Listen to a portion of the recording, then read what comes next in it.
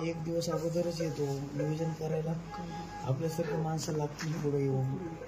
तर मग जेवण झालं नव्हतं. एक व्हेज हॉटेल बघून थांबलो भाऊ. त्या हॉटेलमध्ये थांबल्यावर 5 मिनिटात त्या विजयसिंग पंडितचा मी फोटो पाहिला आणि लगेच तिथून मी बाहेर निघालो तर अख्खा हॉटेल मला धरायला आलं.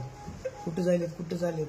आणि लगेच मी जाऊ लागलो की बाहेरून 10-15 अक्षरशः शॉकअपची रॉड असतात का, ते रॉड घेऊन आले आणि माझ्या डोक्यात, माझ्या पायावर, माझ्या छातीवर. काही नाही.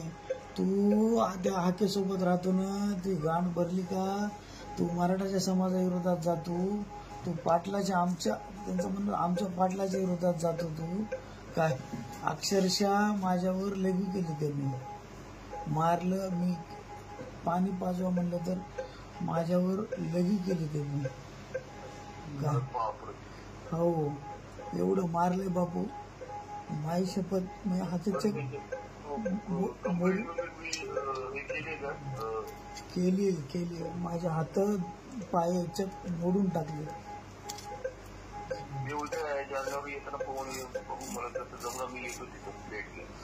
हो,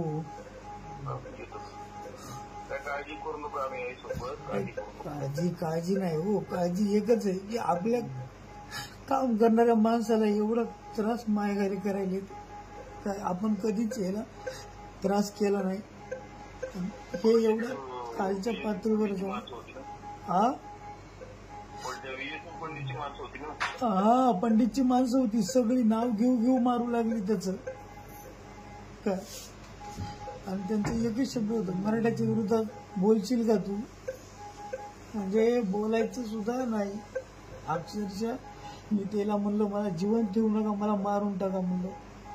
एवढा त्रास होत होता मला काय. आणि भया मी सोडणार नाही त्याला. मी जसं रोडवर येईल तसं माई शपथ.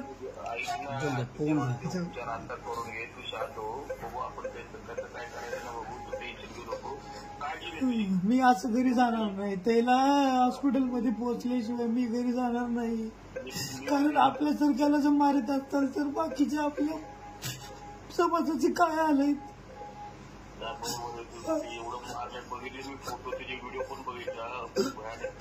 मला मारतानाचे व्हिडिओ काढले त्यांनी, त्यांच्या पाहिलं त्याच्या. तिथं मी म्हणत होतो मी मला जीव मारा, मला ठेवू नका. येत आहेत सर, निघाले.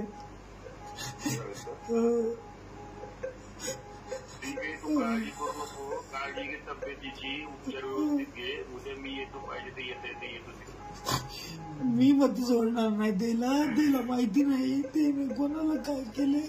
मी मत त्याला हॉस्पिटलला तुल्याशिवाय मी घरी वापस जाणार नाही. म्हणजे नाही जाणार.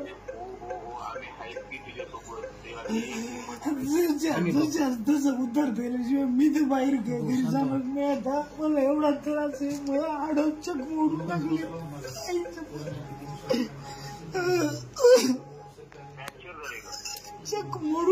दोन्ही हात दोन्ही पाय फ्रॅक्चर आहे. हा, दोन्ही हात पण पूर्ण फ्रॅक्चर आहे आणि दोन्ही पाय पण पूर्ण फ्रॅक्चर आहे.